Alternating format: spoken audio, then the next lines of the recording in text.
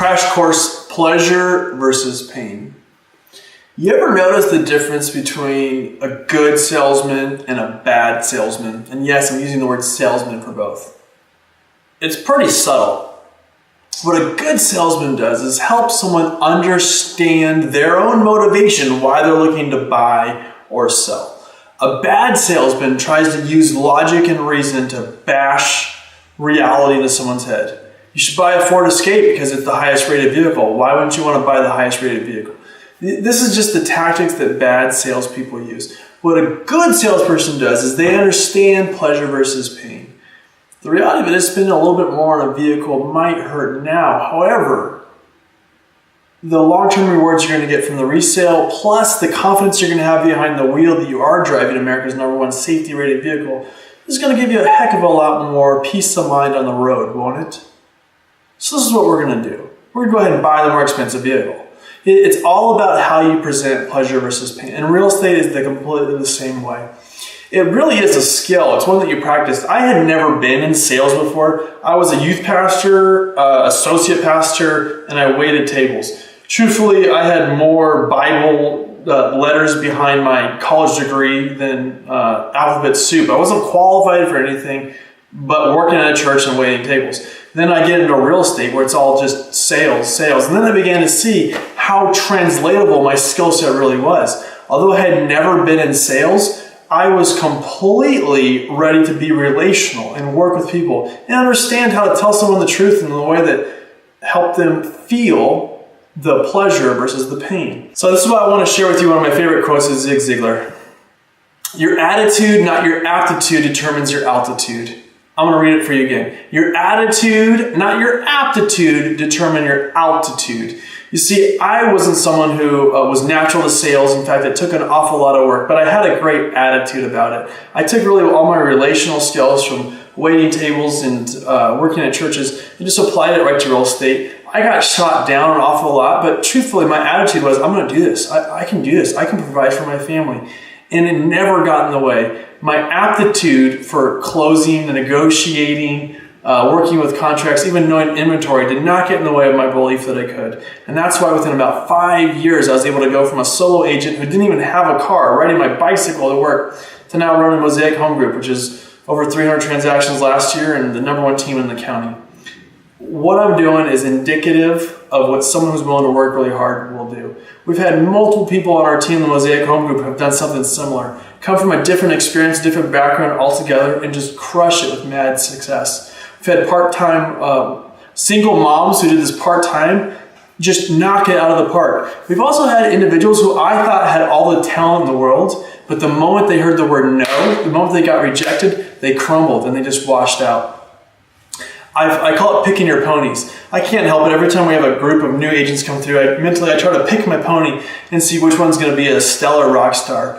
Lo and behold, time after time, the person I think has all the quality, skills, and charisma to sell a lot of real estate flashes out and quits. While someone who might bumble over their scripts, not be as articulate, kind of get to sweaty pits, they go on to have a tremendous career because they just believe they're going to stick to it. If I actually had to reflect on it, I think it's because someone who has natural charisma, maybe the good-looking ones, aren't as used to having to work really hard for what it is they want. Us ugly ducklings, we know how to get it done. So your attitude, not your aptitude, is going to determine your altitude. So let's go right into pleasure versus pain. I love this picture. This is exactly what your client's thinking when they tell you something like, Andy, you're great to work with. However, I wasn't ready for the home search to be this bad. I'm just going to put it on hold for a few months and come back later. See, this ostrich body is just as exposed to predators as it was before, and the elements. The only difference is its head's covered, so he thinks it's safe. This is what happens when clients tell us all the time, I'm just not ready to commit. I think I need to mull it over some. I'm going to put the search on hold. We have to get really good at helping a client understand their motivation. Let's just say you've been working with a client for months and showing them home after home after home, giving up your weekends and your nights to help them find the right house. Then all of a sudden they call you up and say, Andy, it's just not ready. We're just not working out. We're going to put the home search on hold. A sloppy agent is going to say, okay, no problem. I'll call you in a few months. A strong agent who understands pleasure versus pain is going to say, whoa, wait a minute. Share with me the number one reason why you want to put your home search on hold. They're going to say it's not fun anymore, they're getting beat up for multiple offers, interest rates are blah, blah, blah, blah, blah. Then you need to go right back to being a great listener. Do you remember in the buyer's consult when we were sitting down, you shared with me the number one reason why you wanted to buy a house is because you're sick and tired of paying your landlord's mortgage? Do you remember that? Yeah. And do you remember you also said that you didn't like the fact that you had someone living above you and below you in your apartment complex, that they were waking up your kid at all hours of the night, and you had to lug groceries up 3 flights of stairs? Yeah. Well, let me ask you this. What do you think is going to change in the real estate market if we wait 3 more months? You're going to get more and more frustrated with your neighbor, fall farther and farther behind on building equity in your own home, all because we're not willing to persevere a little bit longer? I get it, guys. We've been working awfully hard and touring an awful lot of homes, getting beat out in multiple offers. You've given up a lot of time and energy that you could have spent elsewhere, and so have I. That's why I have to insist that we keep on going, because the reward of what you're about to get is so much greater than all this. 3 months from now, you're going to be sleeping with your head on your own fresh pillow in your own home. Not even worrying about that old landlord anymore. And I'm not going to let you give up on that dream. Fair? When you get really good at understanding pleasure versus pain, you don't have to say things like, okay, I hope they call. You get to go back, no. Because you're an active listener, you understand why it is they wanted to buy in the first place. Because he's VA and they're military, and if they don't buy a house now, they're probably going to get 4 or 5 more deployments in before they find the next one, and they don't want to get that far behind on building up their financial equity. Well, that's what you say with them when they're in a house and they're starting to have unrealistic expectations. Well, I want the granite countertops, and I want the 5-car garage. Whoa, guys. Do you remember back in the buyer's consult where you shared with me that the reason why you wanted to purchase a home is because you wanted to build financial equity for your family? To build stability so that no matter what deployment you are in, you could actually have this out as a rental property. So you share with me what's more important right now. The granite countertops are getting into a home you can afford at a price you're comfortable with so you can build that equity. See, that is how you articulate and use pleasure versus pain to your advantage. Now, you're like, man, Andy, that was so suave and dapper and cool. I'll never sound like that. And I'll tell you, you're probably right. I'm pretty good at it. But let me also tell you that you can practice that. The way you practice at it is you got to first read their DISC profile. One of the reasons why that sounded so good is because there was no real person on the end of that giving me an objection based on a DISC profile or a real actual want or need. So when you begin to read their DISC profile, you begin to give call to actions based on what their personality profile wants. So here's just a couple of common call to actions you can use based on other DISC profiles. Who do you think this one would work for? Which DISC profile? If the number's pencil, we will write it up. Yeah. If it feels right, we will write it up.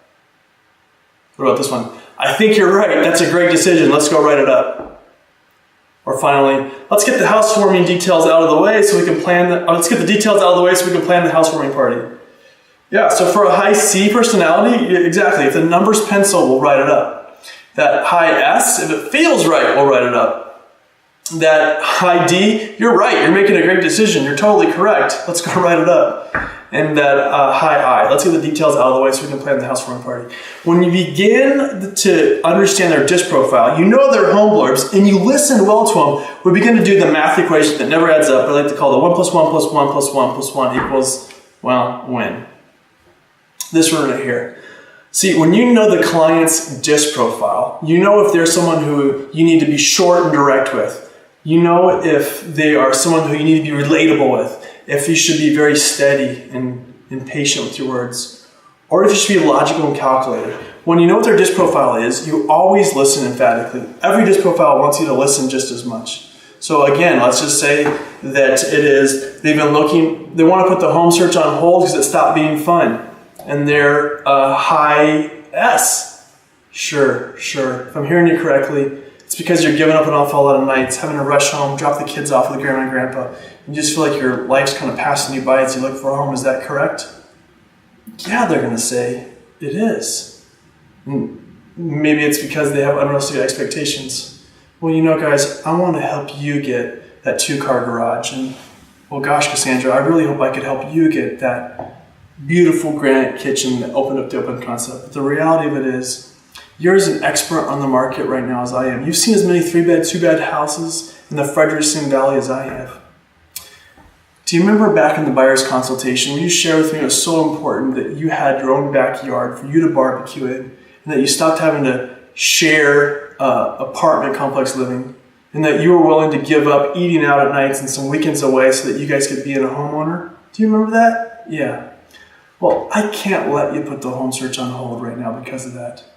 I gotta insist that we get very concrete on what it is we're looking for, because your financial dreams are too important that we're just gonna let willow away because the home search stopped being fun. So tell you what we're gonna do. We're gonna go back to the office right now and we're gonna start over fresh. Hi, I'm Andy, I'm your real estate agent. We're gonna do a new buyer's consultation and drill you down to your top 5 must-haves again. Then we're gonna go find you the right house. How does that sound? It's a whole fluid combination. You just can't throw a one-liner at someone hoping it'll stick. You gotta read their DISC profile, listen to their objection, validate it, isolate the objection, and it's gonna be one of the following objections, it always is. Then give it your call to action and maybe mix in a little bit of pleasure versus pain. This is how you win with clients. There shouldn't ever be a reason why someone who starts the home buying process, who went through the ad nauseum pain of getting qualified, then decides to stop looking. You got this with the pleasure versus pain. One little last note about pleasure versus pain is you can't help them truly understand if you don't know your statistics. And so these are just what the Pierce County statistics were recently. You see, you can't tell them, if a client, they say they want to put the house search on hold because they're just not finding the house they want because they can't afford one, a sloppy agent's going to say, okay, let's wait 6 months. A strong agent, someone who cares about them, who understands pleasure versus pain, is going to say, what's going to happen if we put our head in the sand and wait 6 months? Do you know that Pierce County home prices appreciated 8% last year? What do you think they're going to appreciate this year? Probably pretty close. And do you know that interest rates 90 days ago was 4.25% APR, and right now they're cresting at 4.5%? They're going to trend to go up. If we wait 6 months, you know what's going to happen? That house you already can barely afford is going to become less affordable, and the interest rates are going to be even more higher. That's why I got to insist we persevere, guys. Do you know the only 2 things that ever change on a house are the paint color and the name on the sign? Otherwise, it's the same home over and over again. The difference is how affordable it's going to be for you. Let's go back to the office. We're going to redo our must-haves, and we're going to try this again. How's that sound? You see, when you know your facts, you don't have to go, oh, come on, please, guys, just buy the house. I really want you to buy the house. No, you get to use factual information. Last year, the median home price was $279. Now it's $299. Where do you think your affordability is going to fall on that scale if we wait 6 more months? You can't argue with that. I'm not saying making an argument about the logic, but if you know your facts, you get to go into the pleasure versus pain from a spot of much more greater confidence. Lastly, what I want to share with you today is the pedestal script. Frequently, you're going to find the reason that you'll get log jammed with a client, showing them home after home after home, and then they just kind of don't really know what they want to buy is because you didn't do your version of the pedestal script. Now, it's called a script, but really it should be like your pedestal story. I don't want you to memorize verbatim what I say. In fact, you can take it, just probably not necessarily going to be tailor-made to you. I would have a client, I'd show them a dozen homes, and next thing you know, they're so afraid to put an offer on anything because none of these other homes compare with that one glorious house that had the backyard here and the other home that had the garden there. They begin to build a house that doesn't exist. And then they kind of get paralysis by analysis. That's why I started doing the pedestal script. This is exactly how it would play. The first time I was showing a client a home, before we went inside the house, I said, hey, is this the first house we've toured together? And they'd say yes. Great, we're going to play a little game. The game's called the pedestal game. Now, later tonight when you're laying in bed, you can change the order around and replace any home with any home that you want. But for the sake of today, we're going to play a game called the pedestal game. You ready? Okay, what I don't want to happen is for you to fall in love with the backyard of this house, the living room of the next one, and the cul-de-sac of the third. That's going to create what I like to call a Frankenstein house. That house just doesn't exist. So there can only be one. There's a pedestal house. So we're going to tour this home, and by default, it'll be the A1 number 1 because it's the only one we've seen. After we tour the second house, before I'll go show you another, you have to tell me which is the A1 number 1 pedestal house, A or B. And if you can't decide, we're not going to go see a third. Fair? That was it. That simple game helped me to limit my searches down drastically from dozens of homes to just a handful at a time. Because what happens is they just begin to, they know all houses are different, but in their mind they go, oh shoot, I just love the backyard of that. They just build a house that doesn't exist. I won't let them do it. I'll be in a house and I'll hear someone say, this house is great, but that last kitchen, I go, nah. Remember, that last kitchen doesn't exist. That house doesn't exist. It's a Frankenstein house. And just kind of doing that mnemonic with them would kind of help them be like, oh yeah, I can't compare that house to another. Because the reason we didn't write that one up is because it was 70 grand more expensive. No wonder they like the kitchen better. So you got to keep them grounded in reality. I would even go so far as if we were in a house and which one did you like better, the first one or the second one? And they'd say the first one, great. I would tear up the MLS sheet for that second one, right in front of them, just for them to see that that one is off the chopping block altogether.